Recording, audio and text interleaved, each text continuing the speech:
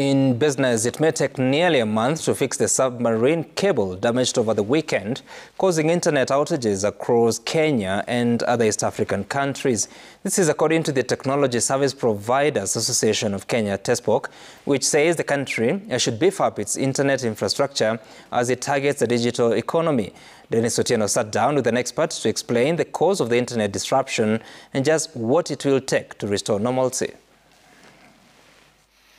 Since Sunday, Kenyans have experienced slow internet speeds following a cut in deep-sea fiber cables at Mtunzini, a small coastal town in South Africa. And what happened over the weekend has been happening this beginning of this year. Several incidences have taken place where we have had the submarine cable system being disrupted, and disrupted to a point that sometimes we're not able to access certain services. These services that we are not able to access means that they are not being hosted locally.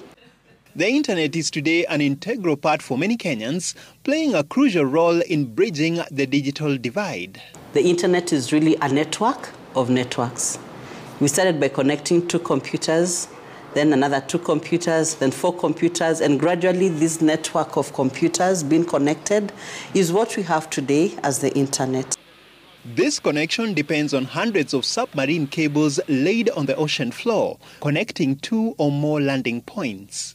The cables use fiber optic technology to transmit huge amounts of data rapidly from one point to another. And the way the internet has been built, it's not supposed to break. It's supposed to ensure that that communication is still happening between you and I. Days later, business operators are feeling the impact of the cable cut. Different cuts have had an impact that has been now a recurring issue, forcing a lot of businesses to kick in their business continuity processes. Kenyans may have to exercise patience as repair works continue. So there's a whole process of assessment, which will take a couple of days because the divers have to dive deep in and to a certain level, and to some levels there's equipment that has to be taken down in to assess the damage, and that takes time. Then a report is done, generated, shared with the owner of the infrastructure because they need to know this is what the cut is. Would say probably we give it another 1 month, 3 weeks to a month for them to be able to fix in the interim. There's a lot of solutions being put forward by the service providers. So far, several companies, including internet service providers, have issued statements regarding the measures that they've taken to minimize service interruption. In a message on X, Safaricom said it had activated redundancy measures to avert disruptions.